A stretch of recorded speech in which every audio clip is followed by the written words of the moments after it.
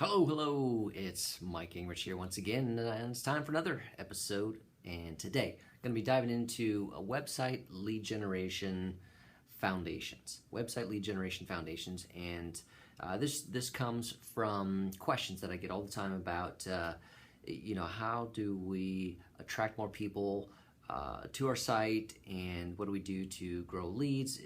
And you think, if you build it, they will come, and that's not the case on the web. So I want to dive into that and give you 1, 2, 3, 4, 5, 6 specific things that I want you to take a look at on your website, which can impact your lead generation capacity for your website. All right, so what are we talking about?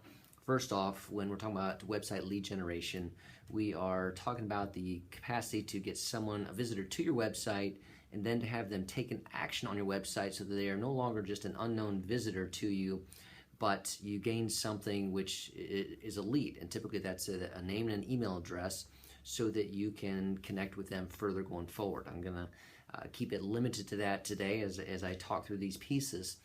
And for businesses of all sizes, from solo entrepreneurs up to significant corporations, with a business website, you want your website to be generating leads, and it is not enough to just have a contact form on your website. All right, so I want to dive into the key areas that I think you need to take a look at and how that all fits together. Now, again, this is a piece of what I talk about in my whole game plan for social media lead generation, which is geared on the digital marketing funnel strategy. My book, MikeGingerich.com/book.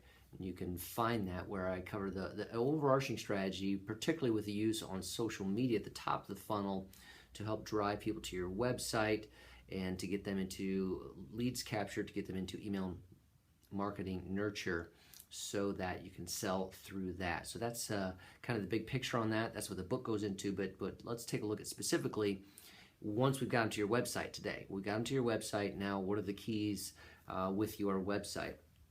And I'm not going to talk about the basics. One of the basics is that your site needs to be mobile friendly. Okay, I'm not going to go into that. That is a expectation. Today, folks, if your site is not mobile friendly, then you need to have it redeveloped right now, because that is critical importance. More people are using their mobile phones than desktops for daily searches, and more traffic is on mobile than on desktop. Google is looking at your site, dinging you in search results, not ranking you higher if your site's not mobile friendly. So get that done, all right? But first thing then is you got a website now. I'm having the expectation that it's mobile friendly. So what else? I think that you need to have a blog news resource center, okay? So there's your website. It has your basics, your home, your about us, those types of pages. We're going to go into the details on those, but you need to have a news resource center, which is a blog. Okay, this is where your primary resourcing content goes out and talks about. It's not where your products are listed, that type of thing. Those are other pages on your site, but this is the content that goes. This is value-adding content that goes out. I want it to go out on at least a weekly basis. One new post, one resource-rich post a week. Okay. I don't care if you call it your news area. I don't care if you call it your resource center. I don't care if you call it your blog. I like the concept of you calling it the resource center, because I want you to offer rich resources to people, okay? People, if they're searching for a product, they'll type in the product, they can get to your site, all right? But people who are in the early stages of research might not know your product's name, so they're not going to type that in. But they're talking about the concept. It's wood trim finishes for the interior of my house, that type of thing. And so those are pieces, considerations for wood trim finishes is a blog post that you could write, okay?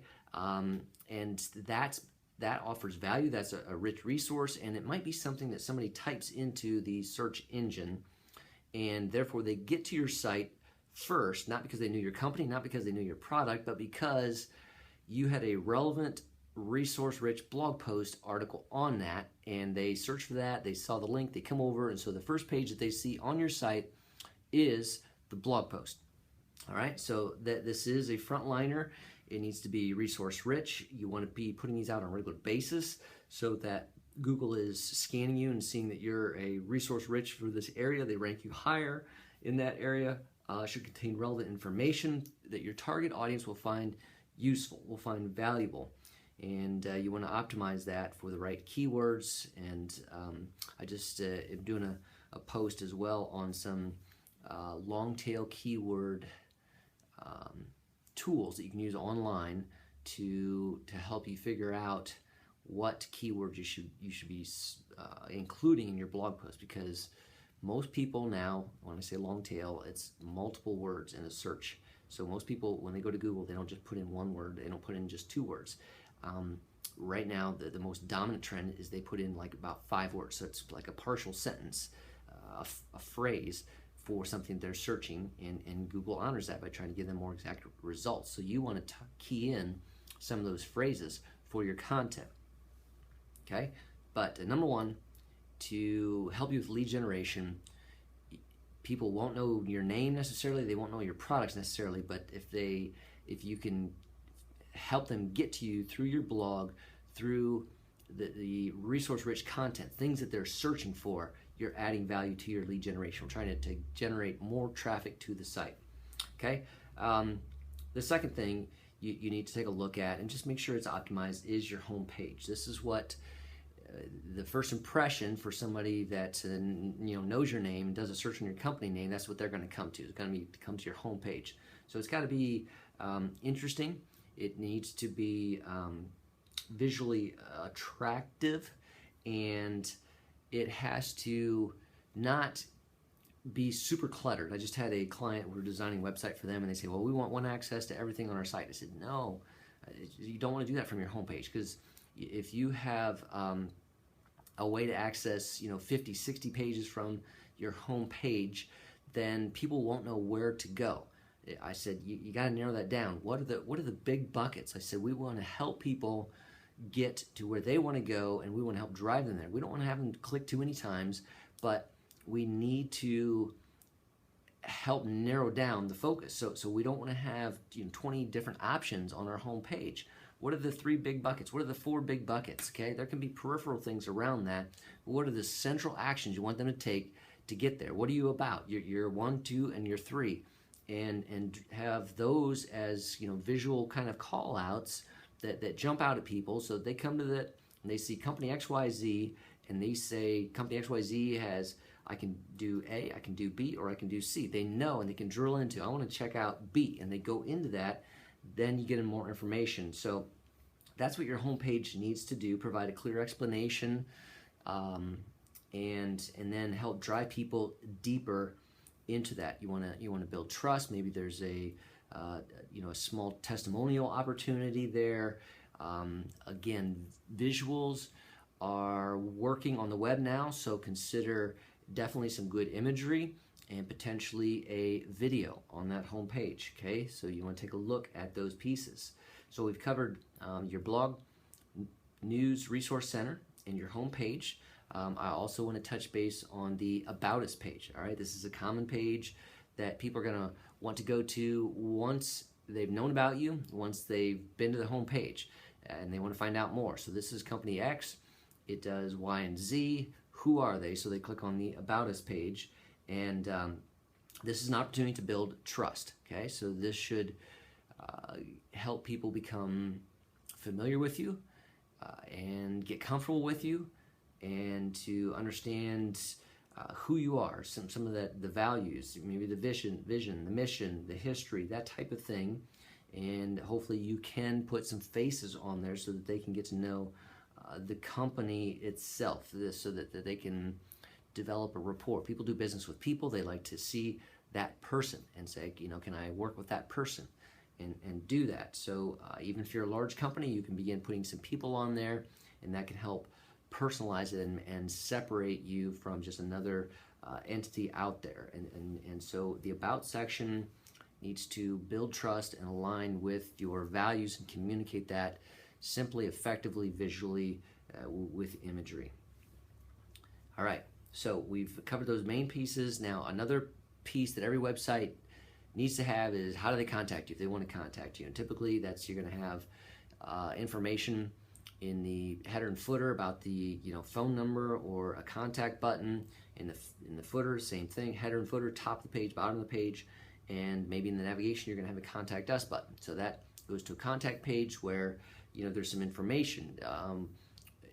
What do you want them to fill out? Don't have them fill out too much. Don't ask for too many fields, but you want enough that you can get back in touch with them. You don't want everything optional. It's good to require maybe an email address, and depending on who you are, it might be the company or first and last name, and give them some details on what you're going to do with that information.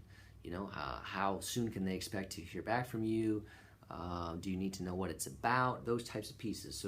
So use the contact form to help them get in touch with you in a simple fashion. And again, this is one type of a lead that comes in there. If you can get them the contact form and they fill that out, that's a lead.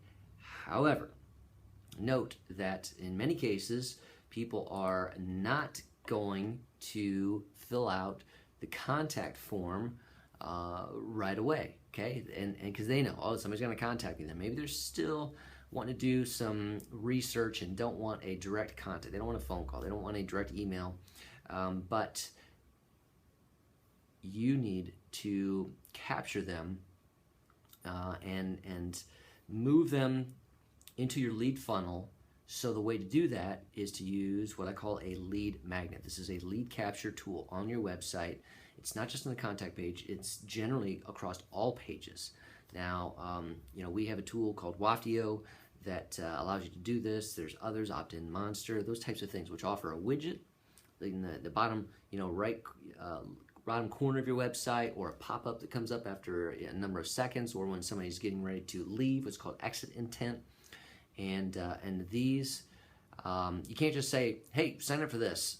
You need to offer something of value in exchange. Say, hey, thanks for coming to the website. You might like this free ebook on this, or this this video that goes into X, Y, and Z. We're a builder, and this is the checklist when you're deciding on your next contractor. All right, so it's being a resource rich. It's giving them something that they want to say, wow, that's a unique offer. It's free. I like that. I want to opt into this. And by the way, you want to have in there that we're going to add you to our weekly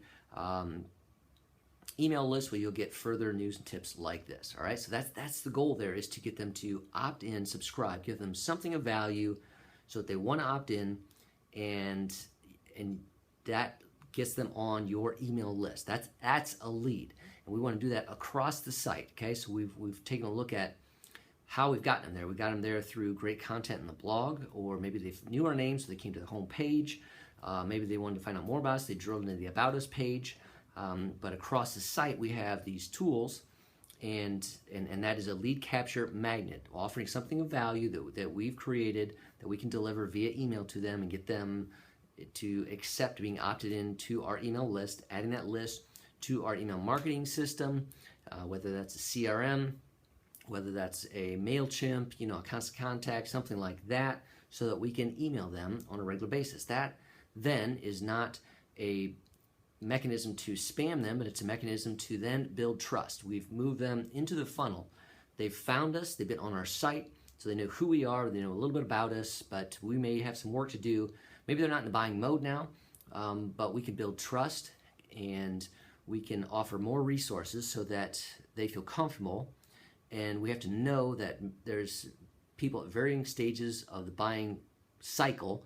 Many times they are not ready to buy right then. They're doing research. And so getting them something of value to get them on your email list allows you to then nurture that going forward, so that you've built the trust when they already purchase, your top of mind. All right, so those are some key pieces there. And some people kind of resist these, and they say, these pop-ups, I hate those things.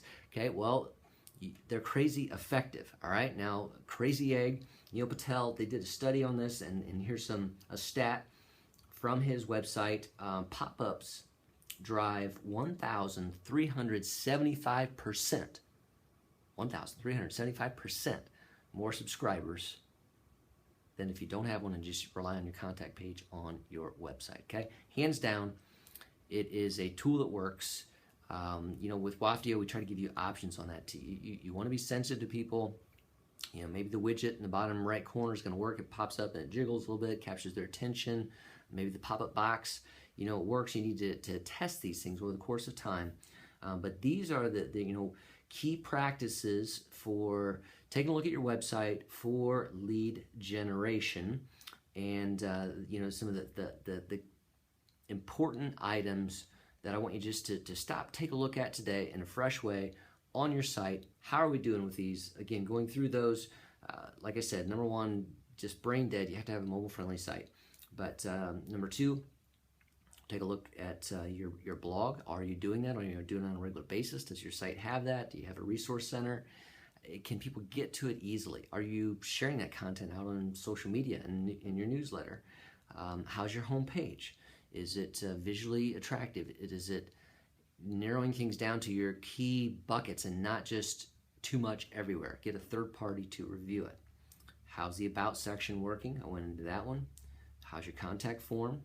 Your lead magnet? And the final one I want to talk about is your thank you page. This is if somebody's filled out the contact form, or if somebody has opted into your lead magnet. Okay, you want to probably direct them to a final page that's a thank you. And this is a way to be sincere, offer thank you, but also offer some more resources. So on that page you say, hey, you can also connect with us on Facebook here, you can connect with us on Instagram here, on Twitter here, and by the way, here is 2 other links to articles on our News Resource Center that we thought you might find of value. So again, offer value, build trust, be helpful. Okay, that's the biggest thing. People are doing a lot of research on the web, and they're doing research which means they will buy down the pike, and so you want to be there and begin laying that foundation for trust that will help you be at the table when they're ready to make a purchase. All right, so that was website best practices for lead generation, having you kind of go through some of those key areas and reevaluate those. So stop, take a halftime break, and think through those. Get a third party, even if it's a friend, someone else outside, to help you evaluate those areas on your site. Have them give you some feedback, make changes, and get those implemented so you can go forward better. All right, so that's what I wanted to offer to you today. Hopefully that's helpful. Again, this was Mike with the Halftime Mike podcast. What is your next step that you need to do now to move forward in the second half? All right, take care, folks. Have a good one.